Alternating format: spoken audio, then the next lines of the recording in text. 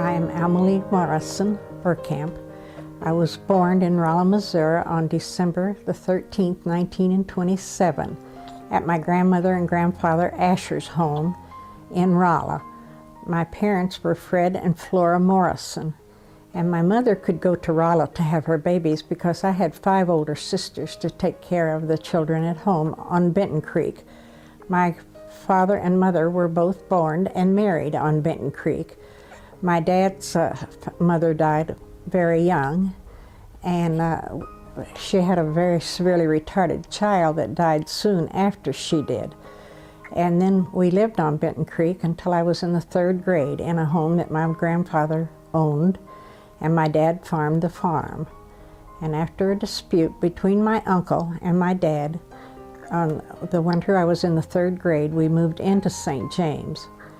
And I found it very difficult to leave our nice home where we were. We had electricity, our Delco system on the farm, the only people in our school that had this sort of thing. Times were very hard. That was Depression winter, and when we were in the 3rd grade, and soon after that we moved within 3 miles south of St. James on a farm called the Dowling Farm. My mother had dairy cows. We milked cows every morning before we went to school. We bottled the milk, and then she had a milk route and would deliver that milk, and that was a big source of income for us. And my dad, one interesting incident on the farm, my mother was a good cook. She made homemade light bread, and she made fried chicken and fresh green beans, and she asked a hired man to come in to eat with us. His name was Henry Roster, and he forgot and left his lunch on the bench there at the house, and he had 2 big biscuits with oatmeal in them. That was to be his lunch. But he died at 96, still on the farm that he lived next to us as neighbors. After I was born in Rolla, my mother took me back to Benton Creek where I had 5 older sisters. They were Norma, Marie, Edith, Evelyn, and Betty, and then me. And Betty is the only one of the girls still living. But then I do have a younger brother born exactly 3 years after me, and he lives in Rolla. His name is Bob Morrison. Life with 5 older sisters was quite something. My oldest sister was my 1st grade teacher at Benton Creek School. On Benton Creek was a clear little creek, and we learned to walk and then swim soon after. And we played in that creek in the summer, hour after hour. And we had lots of fun as children, and we had a horse named Ginger that I was really a good horseback rider, and I've always loved horses. And she died at 24, the horse did, and Frank, my son, rode Ginger before she died. We went to school in a little 1-room schoolhouse directly across the creek from the house we lived in. It was less than a mile away, and sometimes we would get our feet wet getting across the creek. The teacher takes them off, dries them over the wood stove for you. And so then my sister was my 1st grade teacher. Ruth Morrison, my dad's cousin, was my 2nd grade teacher. And we always enjoyed if we had a big rain and the creek got up, so we could not go home because we could go home with the teacher. She lived on the right side of the creek. And they had big oranges there for breakfast, and I always remember big, nice oranges at the Morrison home over across the Benton Creek. Well, my mother was quite religious, and she believed God had a part in everything in your life, and we also used the school as the church on Sunday. And I can recall my mother and different ladies in the church working to get enough money together to buy a gas light fixture. It was sort of a takeoff of a Aladdin lamp, and I thought it was so beautiful. I can still remember it. But the attendance was very small, and it was hard to keep a congregation together there. When we moved to St. James, we attended the St. James Public School. It was my first experience in being into a room with only children my same age. And my teacher was Marcia Lee Verkamp. And she was a very strict teacher. It was a little different than having your sister for your teacher. But I did well in school. And then in the 4th grade, I had May Jacobs. She was Mason. And then she moved to the 5th grade with me. Then in the 6th grade was a very hard, it was such a cold, hard winter. And we always had our work to do before we went to school. And I had Gertrude Granicke for a teacher. And we usually went a little late. And when anybody else would come in late, Gertrude would give them the riot act. When I came in late, she never looked up. Years later, I asked her about this. And she said, well, I thought you children had it hard enough that I could not make life harder for you. And I thought, while she was a very stern woman, she had a soft heart someplace, and I appreciated her for that.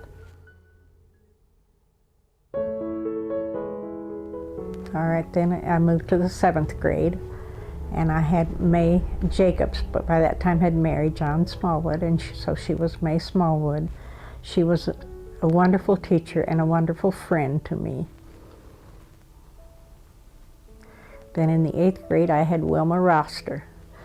And as a child, my eyes were crossed. My left eye went completely out of sight, but Wilma Roster knew a Dr. Post in St. Louis, and she wanted me to get to him if I possibly could.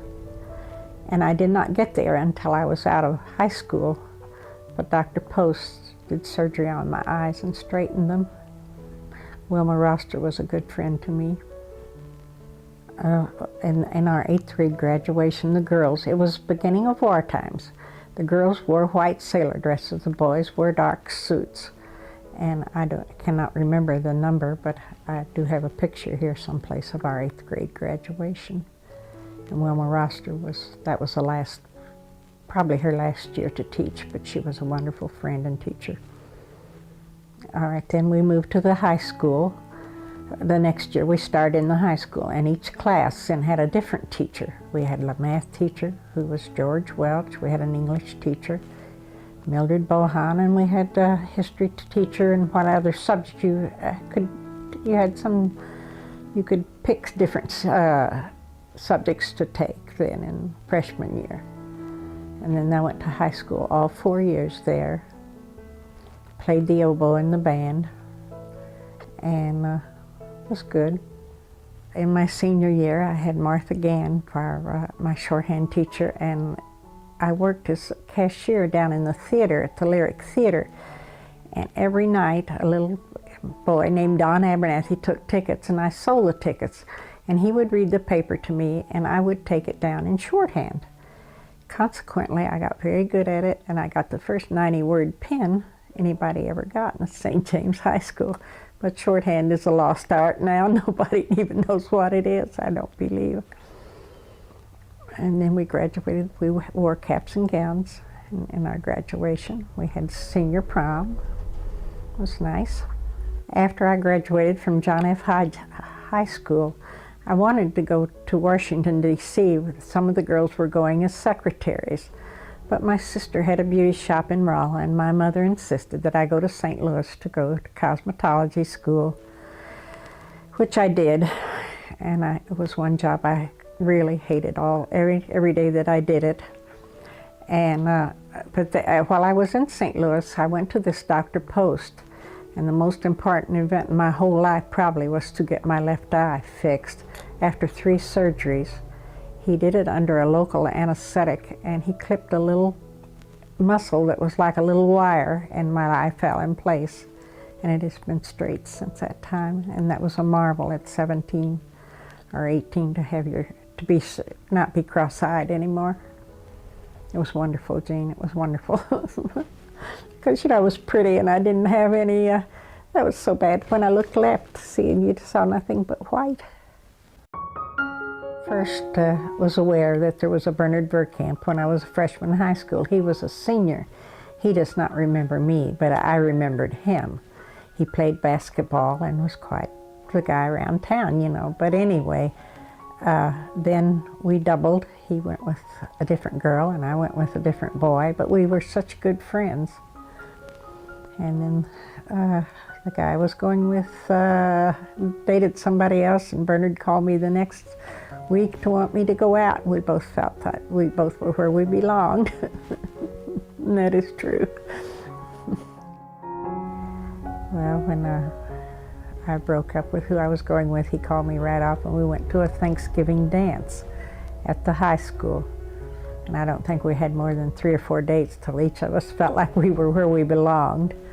I think that was in Thanksgiving, and he gave me my ring on February the 13th. He asked me if I would marry him, and we were married on April the 19th that year. And so we were married. We didn't quite make 40 years before he died. We went on a short honeymoon to Springfield and then to Kansas City from Springfield. But he had a wheat crop on what we call the prairie, which is out where Verkamp's first and second. And he needed to get home and tend his crops. And he was going to put out a corn crop that year, so we came right home to work. And then I had Frank a year and a month after we were married. Bernard's mother was so anxious for Bernard to see Bernard's babies. And oh, she loved that Frank with a passion. And so I worked awfully hard then. My house was not very modern. We had electricity, but we had a deep well that I had to go out and start a pump when I wanted water for it, and it would work half a day, and then I'd have to prime or get it to run again. And the washer didn't work very well, and I had really life pretty hard, and I cooked in this house. And then Randy was born in February 2 years later, and I am with 2 babies. And then Ed born 1 year and a month after that, so 3 babies under 4 years old. But they were good kids, always good little kids. Then maybe 4 or 5 years later, Bernard really wanted a girl, but our blood factor was wrong. But we decided we'd have a girl. Well, I had David, and I haven't ever seen a girl I would trade him for yet. Then Margaret had Judy. We each had 3 boys, and Margaret had Judy. But Judy and Dave, they always lamented what a bad break. Judy was a girl. They were so, Gene, they were so cute together when they were little. Judy was so spunky. I was crazy for that child. Well, Judy and Dave were about 4 or 5, and they were sleeping in twin beds in the back room. And so I gave Judy a pair of Dave's pajamas to put on, and Dave said to her, "Now, Judy, will you leave those here in the morning?" Judy pranced back, put on her underthings, and left the pajamas laying on the bed right then. She didn't like that very well. She was cute.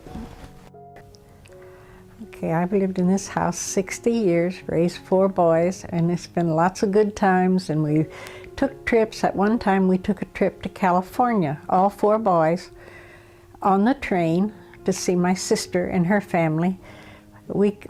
Everything we could think of, we spent or sold or got together to get that money to go on the train, and it was wonderful. There was a young sailor on the train that taught the boys how to play poker, and they played poker up in the lookout car all the way to California, and we all remember that as such a good time. And the boys loved the horses, and we had a mule, a little Jeanette, or Jenny mule that Frank could harness and all when he was about 8 years old. Bernard made them a little sled so they wouldn't fall off, and they took that animal all over the farm. And they were good kids, and Frank always was quarterback of that team, and he took care of them and watched them and helped them. And then Randy was the athlete of the bunch. He played basketball and softball, and Ed was always the good time of the bunch. He still is. I say the rest of them are Bernard's boys. Ed's mine. He looks like me. He acts like me. And then when we wanted a girl, we tried for another one, but we got David, and he has never been a disappointment to me ever. He is a fine man. That's about raising 4 boys was a real experience. But I thought when Ryan told me that he wanted to have 4 boys, that was quite a compliment. They come out when Frank and Sheila or any of them are here. They all come out, even for breakfast, and sit around the table and they laugh and ho, ho, ho. My boys are all good friends, and that makes me proud. Okay, Ed, my first grandchild, Ed and Antoinette, his first wife, had Chris, and he was injured either in birth or never developed properly and lived to be, I believe, 32 years old. And then my next grandchild was Emily, right? And Emily, I believe, Amy. Amy is like 32, and then Emily, who is 28, I believe. And then Jeff, who I've been accused of him being my pet. Now, that may be true. I like Jeff a lot. And then Ryan, who has the sweetest disposition in the whole world. And then Ben. And Ben is something else. He entertains us all. He's a good worker and he's a good student. And he's a real pleasure. Amy edits for the Post-Dispatch. Went to school in St. Louis and couldn't really find what she wanted to do. Then she took this editing course and called home and said, "This is what I want to do for the rest of my life." And just this last week, she got to write an article, and her name is on the article, Amy Verkamp McCarthy, and a professor in her college liked her and got her the job at the Post, and she's done very well there. Then, let's see, Jeff is an architect and has done well in his job. Brian is a CPA like his dad and loves Alaska. He would like to even go to Alaska to work. And Emily has a degree in psychology and criminal justice and has 2 children. She has Hannah, who is 11 or 12, and is a delight to her great-grandmother. She is smart and articulate and just like you want her to be, beautiful. And then she has Tyler, he is as cute as a button, and he and his granny play cards. We play cars a lot when he's here. My blessings are my children, my sons, and my daughter-in-laws, and I miss my darling Paula more than you would ever know. But the other boys, Sheila loves me and is so good to me. Frank, that's Frank's wife. Paula was just my best friend, and then Danielle gets up in the morning and thinks what she can do to enrich my life. When my leg was hurting, she made an appointment and took me to the right doctor, and then there is Jennifer, Ed's Jennifer, who is just sweet and wonderful, and her mother thanks me for raising Ed to be such a good son-in-law to her, so I'm pleased with my children and my daughter-in-laws, just very pleased. One thing I love living in the same location for so long are my dear friends that I've had for so many years. I think of even some of my schoolmates. Some of us still have lunch together every now and then. And then my bridge playing friends. And I swim 2 days a week, and those women are dear to me. Those women are very dear to me. And I feel so blessed.